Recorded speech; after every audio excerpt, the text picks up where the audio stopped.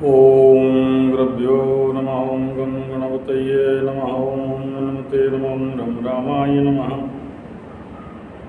ओम मातेश्वर्यै नमो नमः। ओम मातृपितृचरणकमलेभ्यो नमो नमः।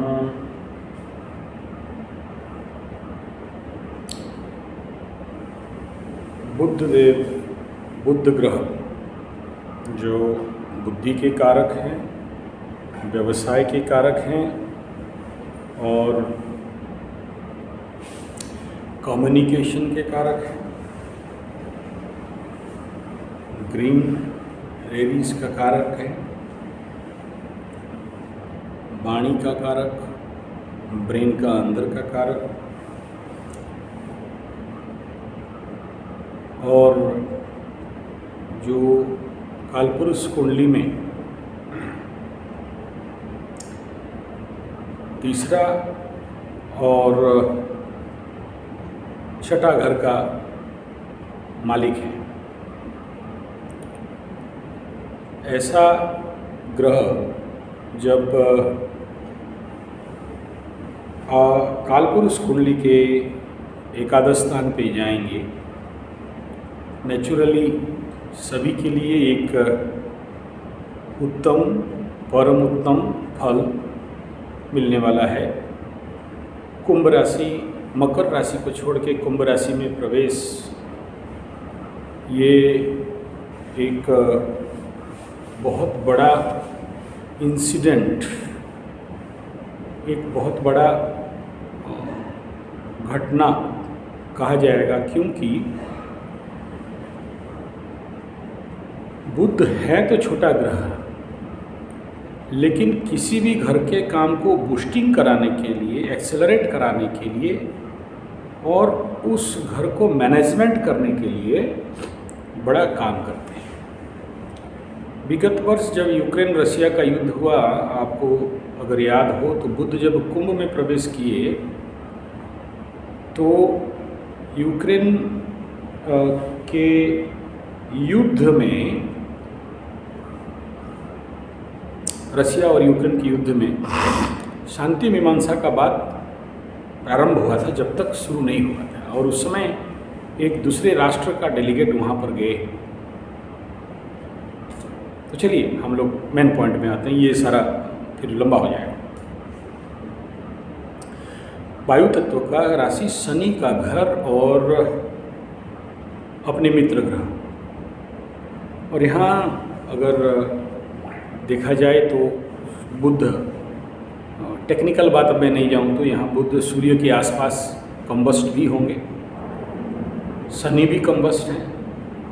नेचुरली सब कोई बोलेंगे कि बुध सूर्य यहाँ बुधादित्य योग बनाएंगे। बुध अक्सर अस्त रहते हैं, सूर्य के आसपास रहते हैं, इसलिए वो कोई मायने नहीं रखता। सब ठीक, थ्योरी ठीक है सारा, लेकिन यहाँ मेरा विचार है, हो सकता है गलती हो जाए, यहाँ भावाधिपति भी तो अस्त है। चलिए 5 तारीख के बाद उदय होंगे, तब कुछ अच्छा फल यहाँ पर मिलने का आसार दिखेगा।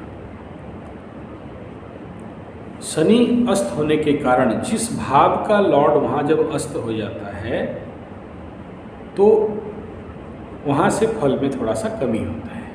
नहीं होता ऐसा नहीं कह रहा हूँ। तो जो भी अच्छे फल का आशा हम लोग करेंगे, ये थोड़ा लेट में करेंगे। दूसरा ये है कि यहाँ पहले से शनिदेव हैं, सूर्य हैं, बुध आएंगे, तो नेचुरली जो मकर में थे और मकर का 7.5 का जो क्लीनिंग सेशन चल रहा था, बुध यहाँ पर कंप्लीट कर देंगे। और बुध मकर राशि में जो एक्सेलरेशन कर रहे थे, मकर वालों का अभी दिमाग बड़ा जोर से चल रहा था, वो फिर न्यूट्रल लेवल पे आएगा।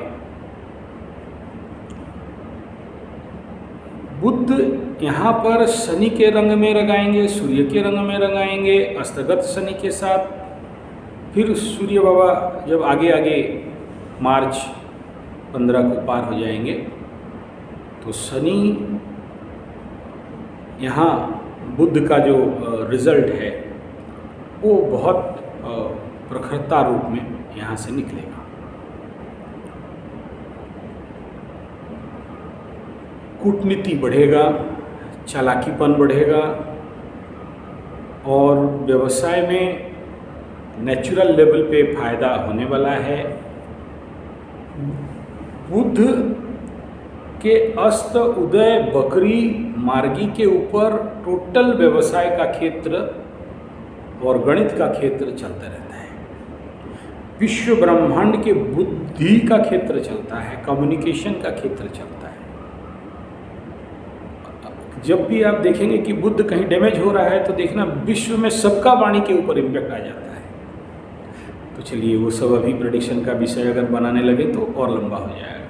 यानी 5 बुध का कुंभ में प्रवेश और उसका फल, बेस्ट रिजल्ट, उस तहत तो हमको इंतज़ार करना पड़ेगा मार्च तक, 5 तारीख के बाद तक। स्टार्टिंग फेज में उतना ज़्यादा, एक तो बुध भी कम डिग्री में रहेंगे, ठीक है ना, और एक बेसिक रिजल्ट देने के लिए उनको 5-6 दिन और टाइम लग जाएगा। यानी छोटा प्लैनेट 10 दिन पहले फल दे देते हैं, जैसे हम लोग सब जानते हैं। यहाँ देते भी, लेकिन कहाँ से? जब खुद स्वयं अस्त होने जा रहे हैं और शनि स्वयं अस्त होकर पड़ा हुआ है, तो 5 के बाद मार्केट में डेवलपमेंट, इंटेलेक्चुअल लेवल में डेवलपमेंट, कूटनीति क्षेत्र में डेवलपमेंट, व्यवसाय क्षेत्र में एक्सेलरेशन, धन का आवाजावन में एक्सेलरेशन, इस प्रकार का चीज़ दिखाई देगा। मनुष्य के जो हर एक मानव के ऊपर जो इसका यूनिवर्सल इफेक्ट आता है वो नेचुरल लेवल पे थोड़ा सा स्लो डाउन होगा। आप देखना जिसका शनि माने स्लो, बुध माने वेरी फास्ट, और कभी स्लो कभी फास्ट, तो जिसके भी कुंडली में शनि बुध का युति बनता रहेगा, जो स्थान विशेष में राजयोग हो भी जाए, लेकिन यहाँ डबल रिजल्ट इनका साथ मिलता है। कभी कभी बुद्धि बहुत स्लो, कभी कभी फास्ट, हाजिरी जवाब। तो ये डिपेंड करता है कि शनि बुध का डिफरेंस कंजक्शन कितना दूर में है, कितने कने पास में है, क्या कंडीशन है, जिस भाव में है वो कैसा है, तब जाके वहाँ निर्णय होता है कि हाजिरी जवाब है या स्लो डाउन बुद्धि है, या जड़ बुद्धि हो गया है या तीक्ष्ण बुद्धि हो गया है, या मैच्योर्ड बुद्धि हो गया है या फिर डंप बुद्धि हो गया है। निर्भर करता है हर एक चीज़ को माइक्रो के अनुसार। यहाँ 5 तक डंप बुद्धि होगा और 5 के बाद तीक्ष्णता में आएगा, तो इसमें काम बढ़ेंगे, वाणी का काम बढ़ेंगे। लेकिन कुछ कारकत्वों में, क्योंकि शनि तो अपना काम नहीं छोड़ेंगे, वहाँ से स्लो डाउन पे भी कराएंगे हम उनके लेवल पे। तो यहाँ बुध शनि को एक्सेलरेट करने के पीछे एक बड़ा फायदा क्या है? अब तक जो शनि से जो लोग फायदा का इंतजार कर रहे थे, अभी शनि बाबा निपटाएंगे सारा काम। जिसको जो लटका बटका हुआ है ना, धड़ाधड़ कराएंगे। लेकिन ये टाइम जोन ऐसा भी होता है कि शतभिषा में शनि और 15 के बाद और फिर बुध वहाँ क्रॉसओवर, और शनि के कारकत्वों में जो एक्सेलरेशन आएगा, जो एनर्जी मिक्सचर बनेगा, वो कहीं कहीं बुरा भी कर देता है। सडन कुछ घट जाए और जो समझने से बाहर हो जाए, ऐसा भी परिस्थिति बन सकता है। सावधान रहना चाहिए।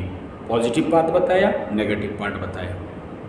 अब सीधा राशिफल पे हम लोग आएँ तो मेष राशि के लिए ये एकादश स्थान उत्तरोत्तर बलिक्रम लाभ का स्थान पे, यहाँ कोई ग्रह कभी बुरा फल नहीं देता है बोलते हैं, ये सर्वमान्य है। मैं थोड़ा सा यहाँ अलग बोलता हूँ, लेकिन मैं अभी इस मत के साथ चलूँगा कि एकादश में कोई बुरा फल नहीं देगा। लेकिन एकादश में ये बात भी है कि कोई भी चीज़ आए तो 10 गुना एम्पलीफाई होता है, क्योंकि तीसरा स्थान और छठा स्थान रोग रिपूर्ण, तो उसको भी एम्पलीफाई करने का भी संभावना बनता रहता है। इसलिए ये बहुत अच्छा है, लेकिन इस % को भी भूलना नहीं चाहिए।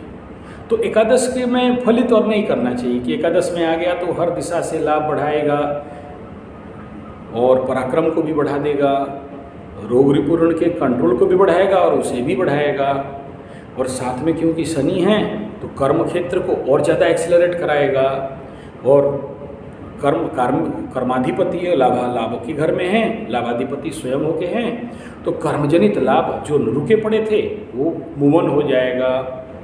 और यहाँ आपके भूमि भवन माता सुख मन के घर को इम्पैक्ट डालने के कारण यहाँ का काम को भी त्वरान्वित कर देंगे।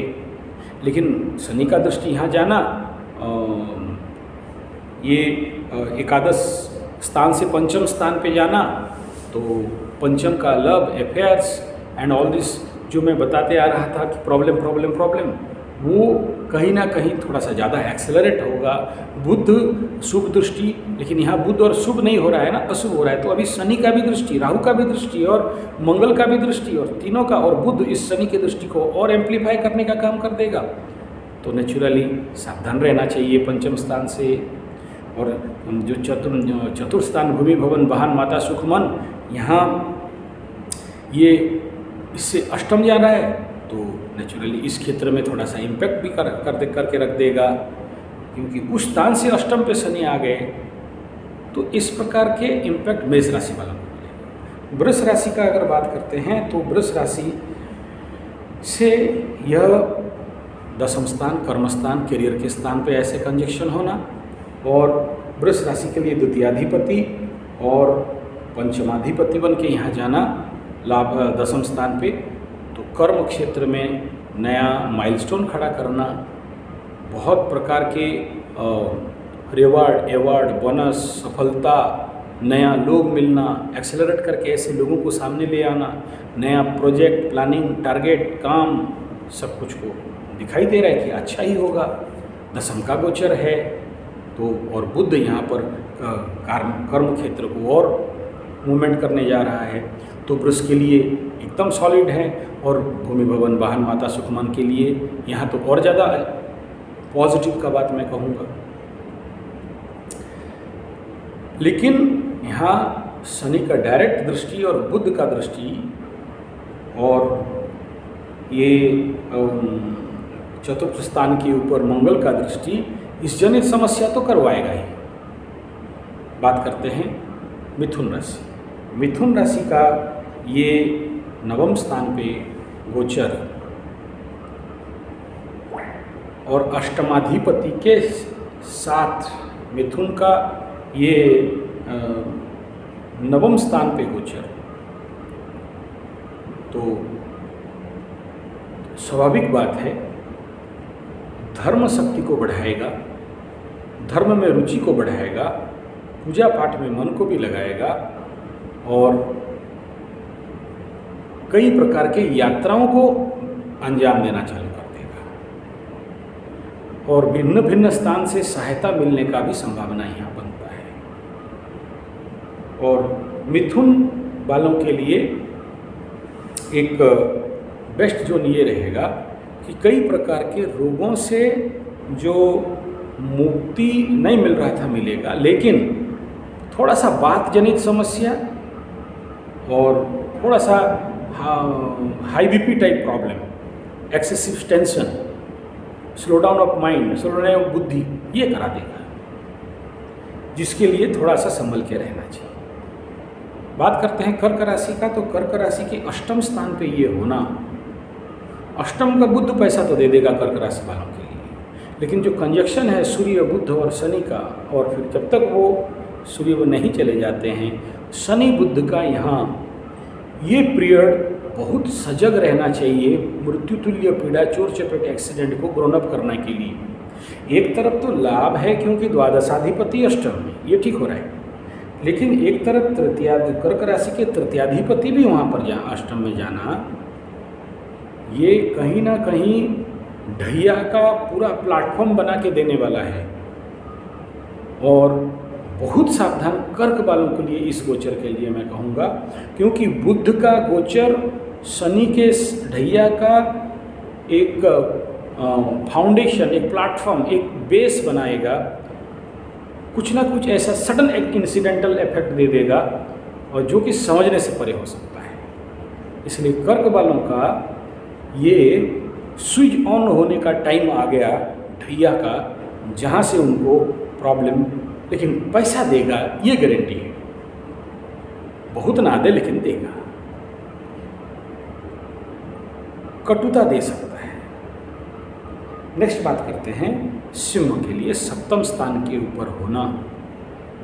दाम्पत्य जीवन पे उथल पुथल को एक्सीलरेट कराना है, वाद विवाद को बढ़ाने वाला है, कूटनैतिक विफलता देने वाला है और भय को एक्सीलरेट करेगा। देखना इस समय आपको बिना फालतू का अहेतुक भय बिल्डअप कराएगा और इस समय बहुत ज़्यादा जरूरी है, क्योंकि धनाधिपति अष्ट जाके सप्तम में व्यवसाय को ग्रो कराएगा, बहुत सारे नया सोर्स ऑफ बिजनेस देगा, लेकिन दाम्पत्य लेवल पे नहीं दे सकता, प्रॉब्लम क्रिएट कराएगा। यहाँ द्वितीयाधिपति सप्तम में जाना पति के बीमारी का भी कारण बन सकता है, एरोगेंस का कारण बन सकता है, ईगो का कारण बन सकता है, लेकिन पॉजिटिव ये भी होगा कि मैनेजमेंट पति ज़्यादा आपके ऊपर ताकत भी कर सकता है, या पत्नी जो भी है ताकत कर सकता है। सिंह के बाद कन्या, तो कन्या के लिए ये षष्ठ स्थान पे गोचर आप अपने से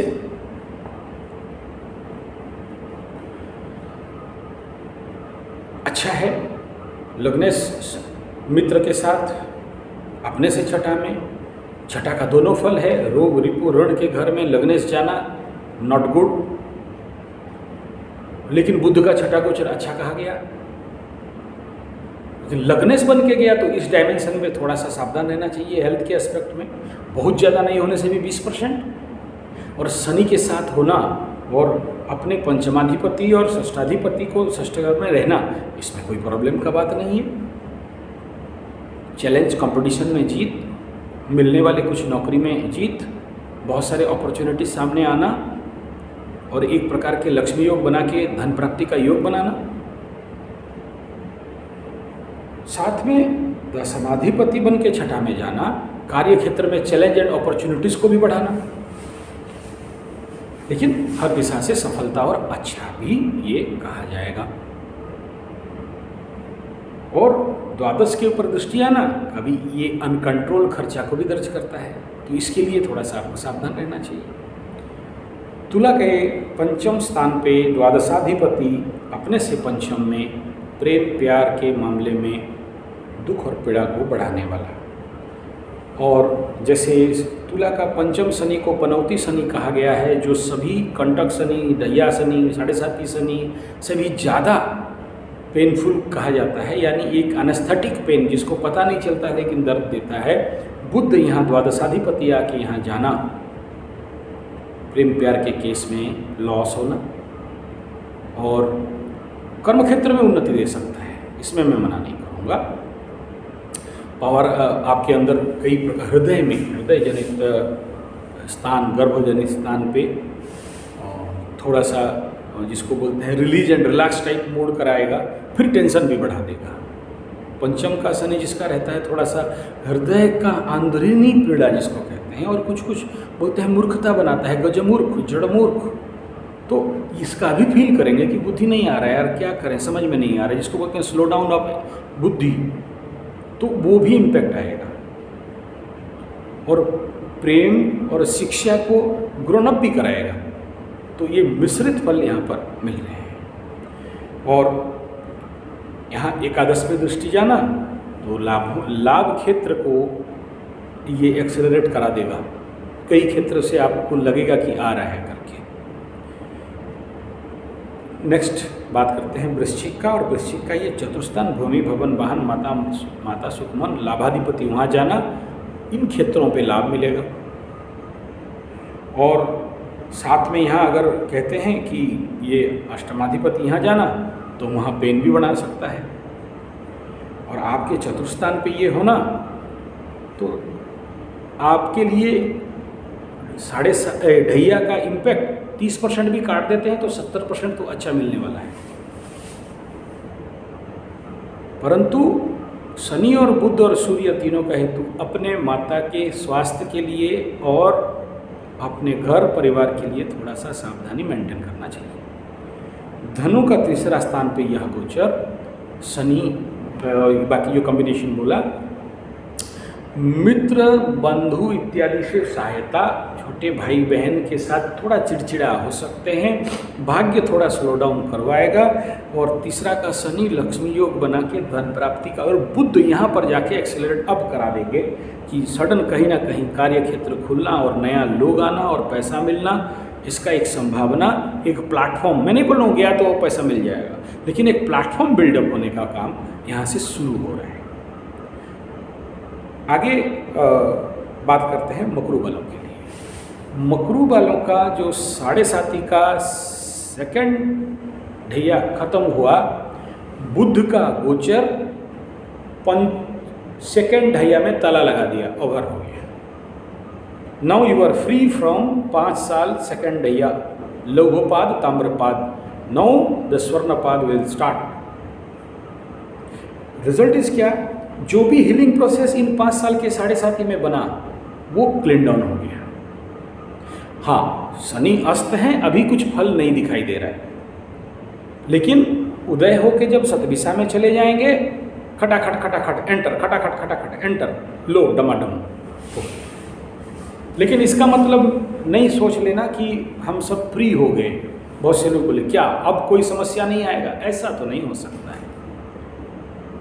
आपके वाणी में स्पीड बढ़ेगा, धन के घर में बुध जाना और शनि जाना धन को तो आने देगा, लेकिन पीछे से वाक ब्लॉक भी कराएगा। नेचुरली बात बोलना सिखाएगा। आप अब विनम्रता के साथ, शनि बाबा वाणी में गए ना, अब विनम्रता से बोलने लगोगे। बुध भी वहाँ गया है तो वाणी में बुध का भी छलकाव आएगा, तो बड़ा कूटनीतिक शब्द भी बोलने लगोगे। वाणी से बहुत सारे कार्यों को समाधान करने के लिए कोशिश भी करोगे। ये सारा फायदा मिलेगा और इस समय आपका जिंदगी क्लिक करने का कगार पे आएगा। कुंभ वालों के घर में बुध जाना और शनि के साथ सूर्य का, एक तो सूर्य बैठ के तेज बढ़ा रहा था, बिना फालतू का व्यायाम कर लेंगे, एक्सरसाइज कर देंगे, अग्नि तत्व अहंकार ईगो बढ़ा के रखा था। तो बुध का यहाँ आना, आदित्य योग लगना, इससे नेचुरली आपके व्यवसाय में, व्यक्तित्व में और आपके रोजमर्रा जो अभी डिसबैलेंस हो रहे थे, विन्यास करने के लिए कुछ हद तक बुद्धि लगा के करना चालू कर सकते हैं। और कुंभ के लिए ये जो वर्तमान का परिस्थिति रहेगा, जो द्वादश में रह के जो लॉस मूवमेंट चल रहा था उसमें कंट्रोल आ जाएगा।